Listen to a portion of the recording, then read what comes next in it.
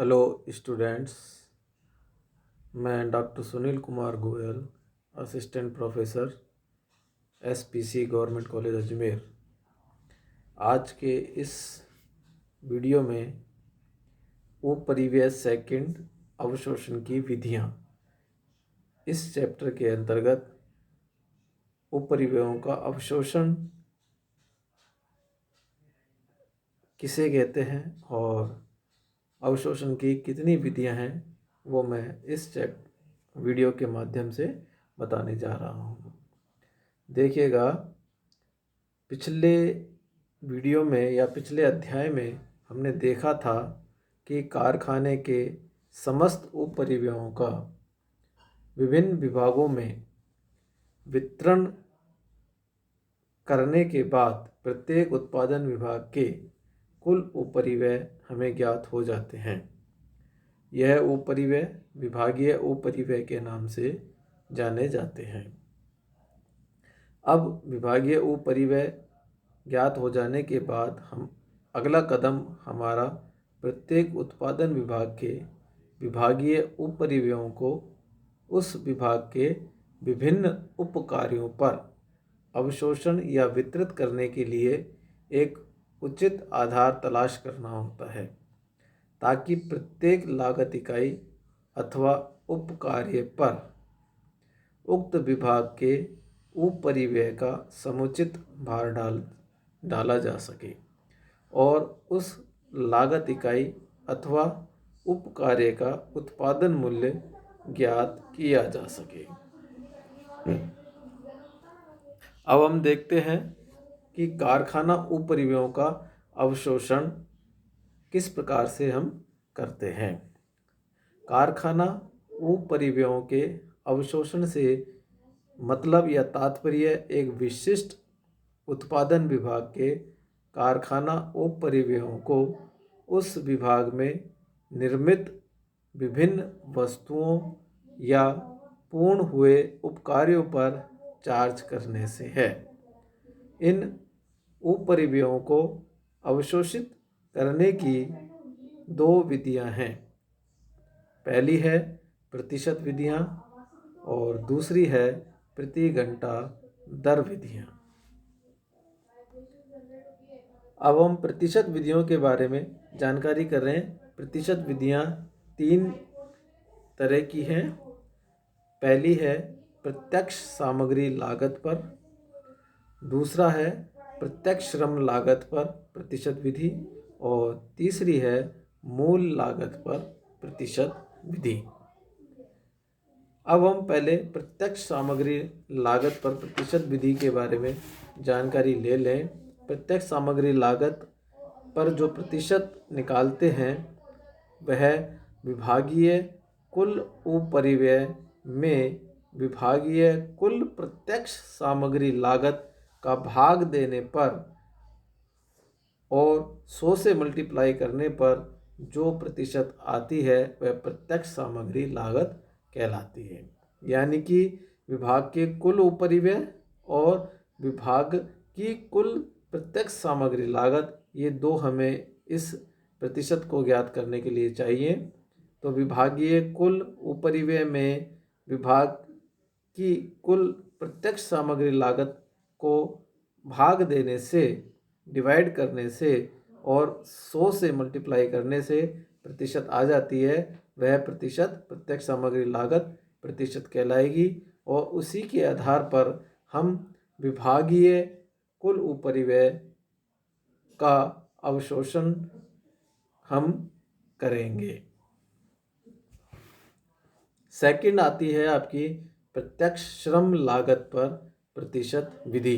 इस विधि के अंतर्गत भी हमें विभागीय कुल उपपरिव्यय और विभागीय कुल प्रत्यक्ष श्रम लागत दो चीज़ों की आवश्यकता होगी और फिर हम विभागीय कुल उपपरिव्यय में विभागीय कुल प्रत्यक्ष श्रम लागत का भाग लगाने पर और 100 से मल्टीप्लाई करने पर जो प्रतिशत दर आ जाएगी वह हमारी प्रत्यक्ष श्रम लागत पर प्रतिशत विधि अवशोषण दर कहलाएगी।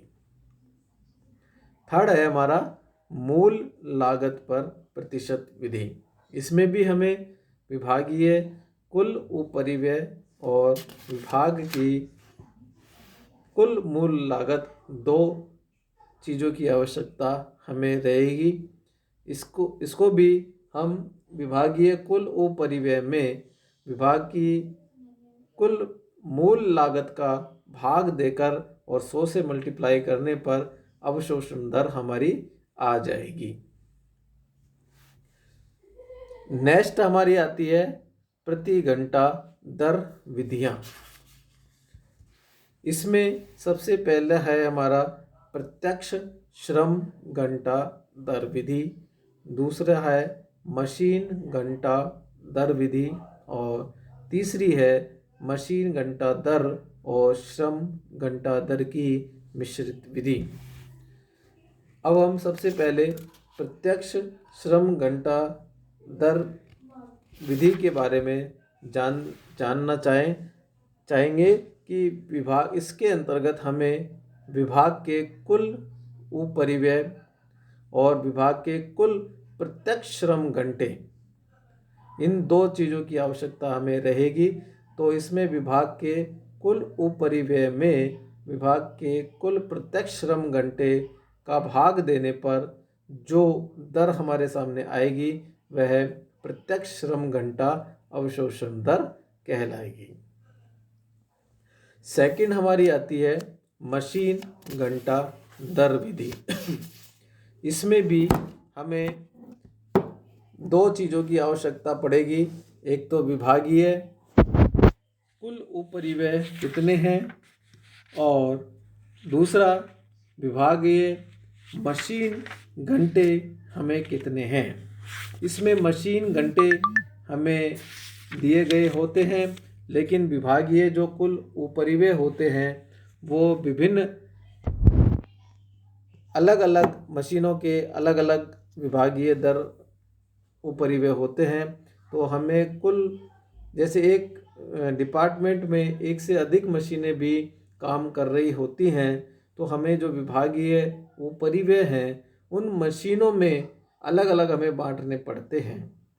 तो हमें प्रत्येक मशीन के अलग अलग जो विभागीय उपरिव्यय हमारे सामने आ जाएंगे, तो हम उस मशीन के जो कुल उपरिव्यय हैं उसमें उस मशीन जितनी देर चली है, जितने घंटे चली है, उसको डिवाइड करने पर हमारे पास मशीन घंटा की अवशोषण दर आ जाएगी। और नेक्स्ट है हमारी थर्ड मशीन घंटा दर और श्रम घंटा दर की मिश्रित विधि। इस विधि में हमें दोनों ही विधियों को मिश्रित रूप से लेना पड़ता है और इन दोनों ही विधियों के हमें इसमें लाभ प्राप्त हो जाते हैं। जब उत्पादन कार्य के लिए मशीन तथा श्रमिकों दोनों का ही प्रयोग किया जाता है, तो ऐसी स्थिति में इस रीति का प्रयोग किया जाता है। इसमें कुल उपरिव्ययों को दो हिस्सों में बांट लिया जाता है।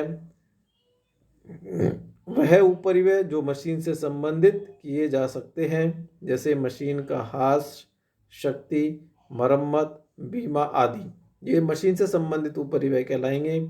और दूसरा है वह उपरिव्यय जो मानवीय श्रम से संबंधित होते हैं, जैसे प्रकाश एवं निरीक्षण व्यय आदि।